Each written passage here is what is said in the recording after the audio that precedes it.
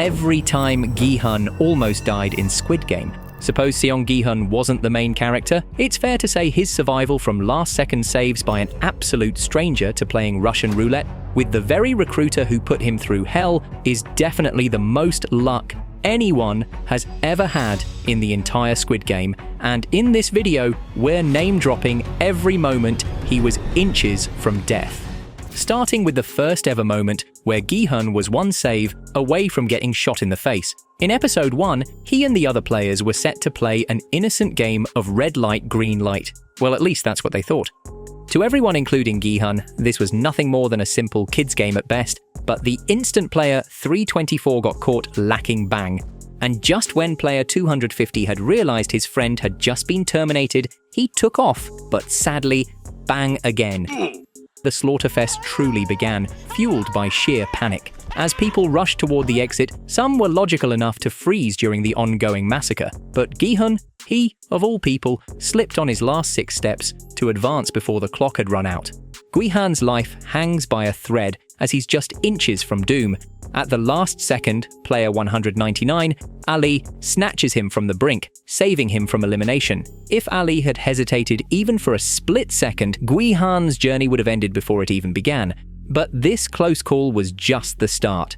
One of Gi-hun's biggest mistakes came right after 98% of the players who voted to leave returned to the games. They started picking shapes for the next round, and if Gi-hun had remembered this game from his childhood, he wouldn't have dared to choose the umbrella.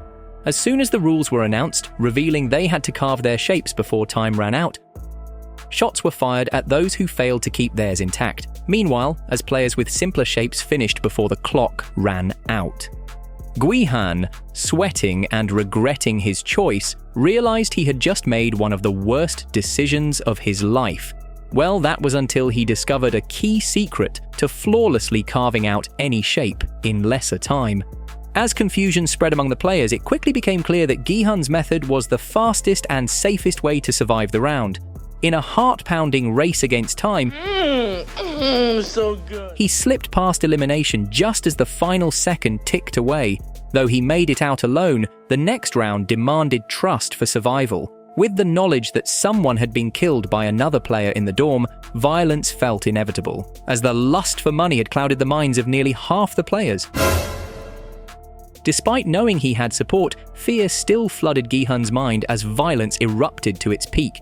Chaos broke out, leaving him to fend for himself against random attackers determined to take his life. But as he kept getting whacked left, right, and center, player 218 Sang-woo, his childhood friend, and Ali intervened, stopping the assault before any serious harm was done. Gi-hun knows better than to get too comfortable, especially when player 101 was just seconds away from killing his teammate. Just when Gi-hun and his crew barely held their ground against Jang Deok-soo's gang, it seemed like all hope was lost. But then, out of nowhere, the frontman ordered an immediate stop to the chaos. And just to be clear, it wasn't because Gi-hun's group was too weak or that he suddenly felt sorry for them. The real reason? Player 001's desperate plea for the massacre to end. Hold up, out of everyone they could have taken orders from, they chose to listen to Il-nam. What makes him even more suspicious is that somehow he's player 001 and just so happened to return to the game without any hint of his past or backstory. People are definitely buying it for sure.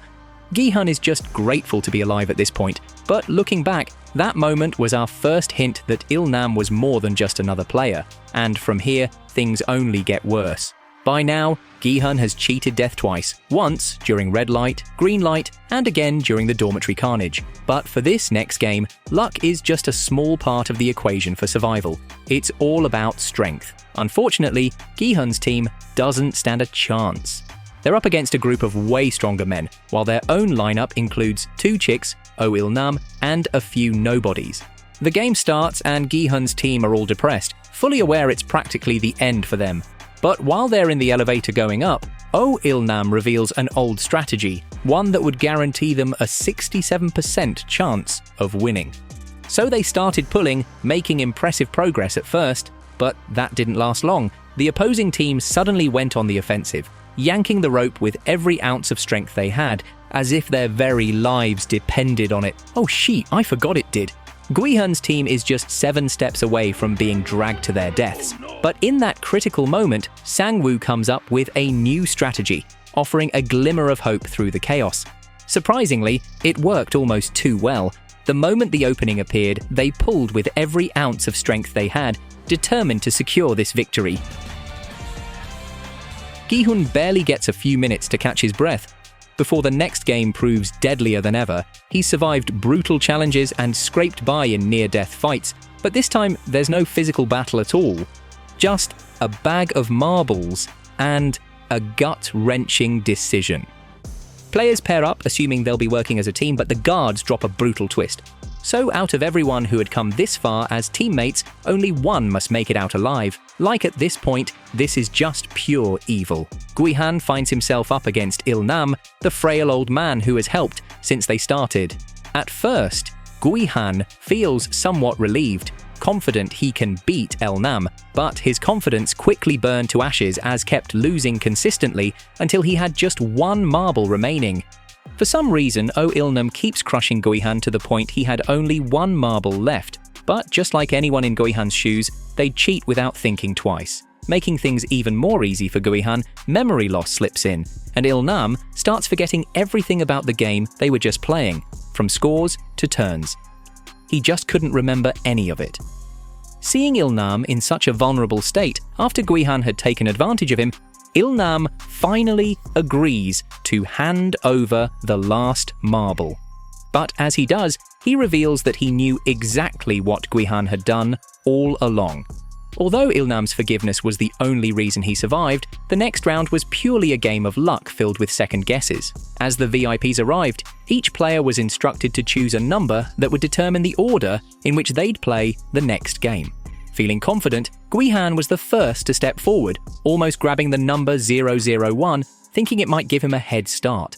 Lucky for him, as everyone looking to make rash decisions knowing anything could happen, Gi-hun was left with 2 of the hardest choices. Either he picked number 1 or 16, and just when he was about committing suicide, by picking number 1, another man stepped up and asked for it. This one question was the only thing that kept Gi-hun from committing instant suicide.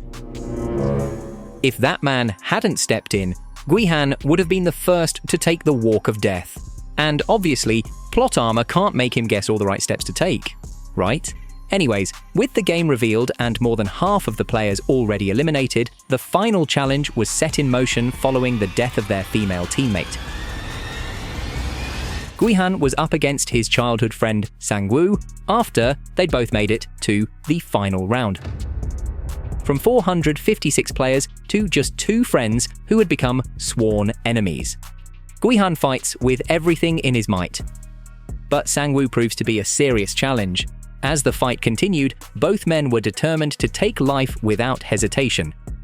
Sang-woo had gotten the advantage and was just minutes from putting an end, but with small hesitation came greater consequences. With Gi-hun almost taking a stab to the chest, he literally bites back and starts punching Sang-woo till he's down. But when it came to finishing what they had started, at this point, Gi-hun doesn't want to do it. Instead, he calls for clause 3. As Gi-hun reaches out to Sang-woo, hoping they can end it all and go home together, Sang-woo commits suicide at the very end, leaving Gi-hun the winner by default. But Gi-hun's next close call comes when he tracks down the recruiter in request to get signed up for hell all over again. Like what? Why would anyone go through such trauma and make a request to get back into the game? Well, apparently for Gi-hun, this was him taking down the establishment by himself. But from his search, the only way he could do this was through the same recruiter he had met at the station. As they took turns with the gun, the recruiter kept trying to intimidate Gi-hun, knowing they were both just 1 shot away from death. The moment he realized his intimidation tactics weren't working, Gi-hun did the same, fully aware that 1 bullet remained and the recruiter could turn on him at any moment. Yet, despite being a psychopath working for death-sponsoring billionaires, the recruiter held his ground in the final seconds, choosing to take his own life instead. Surprisingly, he actually stuck to his guns after all. As for Gi-hun, this was only the start of war, waking up to find himself in the same hell as before, but this time he realizes the tracker he hid in his teeth is gone, making things far more complicated. Trusting the wrong people could cost him his life. Just like before, the first game is red light. green light. Knowing it's about to turn into a bloodbath, Gi-hun rushes to warn everyone about the danger ahead. While many clueless players kept rambling on, convinced the people who captured them had set up a harmless, simple game, a few managed to follow instructions. But then a problem arose as player 444 was still alive, despite taking a bullet for moving when he shouldn't have. Knowing Gi-hun's nature, he couldn't just leave someone behind, so he risked his life, determined to pull player 444 across the line before the time had finished. If player 120 hadn't stepped in, Gi-hun would have been finished, dead, no way out. But now the real challenge was the ticking clock. With just 5 seconds left for all 3 players to cross the line, Gi-hun and player 120 pushed forward with every ounce of speed and strength they had. Somehow, they made it. But sadly, the game doesn't believe in second chances. Just like Gi-hun's first Squid Game, it was time for teamwork again when a 6-legged pentathlon became their toughest challenge yet. Each of the 5 games pushed players to their limits, forcing them to rely on their unique skills to boost the team's success rate. Round after round, they gave it their all, building momentum with every victory. But just as their momentum peaked, they hit an unexpected roadblock. Pangi Chigi. One wrong move from a single player would mean instant death for the entire team. The game required razor-sharp focus and perfect technique, but as time ticked by, panic set in. Gi-hun screamed desperately, urging his teammate to concentrate, but it was no use. The top wavered, on the verge of crashing down. In a split second, player 001 grabbed the rope binding them and yanked hard, jolting his teammate back to reality. The sudden shift snapped him out of his daze, and he spun the top flawlessly, just in time to save them all. Now it all comes down to Gi-hun. The final game, Jichagi. One player must kick a shuttlecock 5 times without dropping it. 4 kicks go off flawlessly. But on the 5th, he kicks too hard. It's over. But once again, player 001 pulls the rope, jerking him back just in time. Gi-hun's foot swings at the last second, landing the final kick. They sprint for the finish line, crossing with barely a second to spare. In the midst of their celebration, gunshots ring out as other teams are taken down, sending a chilling reminder to Gi-hun. He knows he should have been eliminated twice by now, yet he still hasn't realized who their savior, or better yet, industry plant, really is. With the lights out on its way, Gi-hun and a handful of Team X stage an uprising. They carefully plan their next moves, waiting for the perfect moment. Then, chaos erupts as the riot begins, catching the guards off guard. Team X players overpower them and make a break for the control room. For the first time, it seems like the establishment is losing control. But just then, Young-il delivers his deceptive parting words. Before Gi-hun can even register what's happening, a gunshot echoes through the air. Everything goes silent. It seems like Young-il has been killed in the chaos and Gi-hun believes he's just lost his closest ally. But it was all a deception. Young-il faked his death, never planning to end the games. He was the frontman all along. This unexpected advantage made the situation even riskier. Within moments, the guards retaliate, wiping out everyone except Gi-hun. He's thrown to the ground, a gun pressed to his head, as the frontman steps forward. Gi-hun looks up, straining to see past the mask, but the frontman doesn't reveal his face. Instead, he taunts Gi-hun. Gi-hun stays silent, boiling with anger and helplessness. The plan has failed, and the rebellion is over. Then, the most crushing moment unfolds. The frontman raises his gun, aiming straight at Gi-hun's head, but without a second thought, he turns and shoots Young-il in the chest instead.